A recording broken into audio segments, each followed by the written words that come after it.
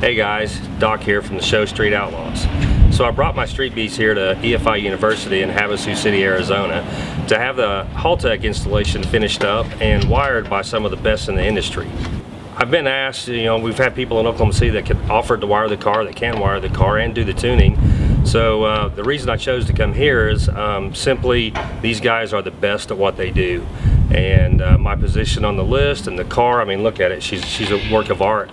She deserves nothing but the best. So here I am, 1,100 miles away from home at the best place that I can find to wire this car and get it tuned. So you might have noticed that the Street Beast has underwent a major facelift, some major liposuction, major changes with her. The reason that we made these changes is that the dynamics of our show have changed between seasons. The advent of the Crow Mod, the Crow Mod coming on the list, Dave's Goliath 2.0, not to mention 4, 5, 6 other super mega fast lightweight chassis cars that are vying for spots on our list in season 8.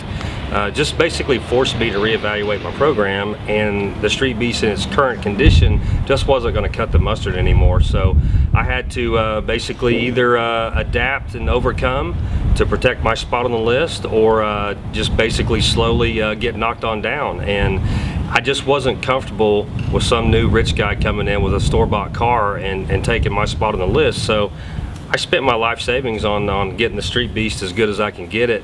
And I mean, look at it, guys, it's the baddest Monte Carlo on the planet.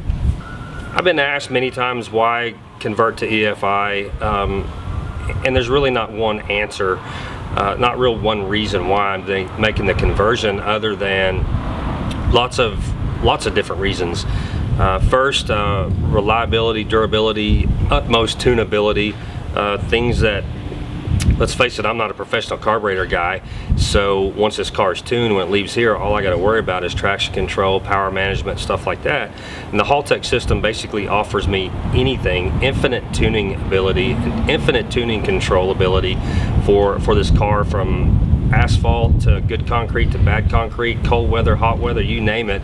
Insert any scenario or situation that we're going to race in, and the Haltech's got it covered. Traction control, nitrous progression, utmost nitrous controllability, engine management, power management. Traction control is another big thing that's really key with us guys, and the Haltech 2500 Elite and the rim module just offer all that for me. I've been asked by a few people on Facebook what advice I could give them in going to switch to EFI and switching over to EFI, and there's really not one piece, there's probably two.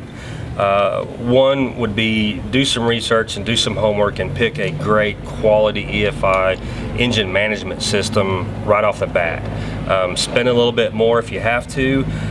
Just do your homework and pick a great one. I picked Haltech USA in the Elite 2500 with the rim module for obvious reasons. It's one of the best on the market, and it's affordable. So once the older generation, or if the older generation, and some of the younger guys for that matter, will just get over the fear of pushing the wrong button on the laptop, the fear of the unknown, and just make the switch to EFI with a good reputable company or a good reputable tuner and a great product like the Haltech USA Elite 2500 with the rim module.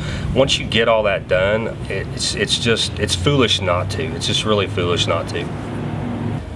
My second piece of advice would be, and probably the more important than the first one, would be find a good, reputable EFI school trained shop and or tuner to do your installation and initial tuning.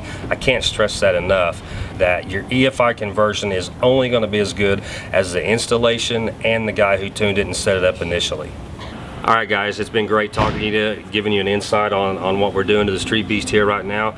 As you can see, we've got a tremendous amount of work left to do, and Ben and Seth are inside waiting for me to go in there and order some parts and get this thing going. So peace out guys, we'll see you somewhere down the road.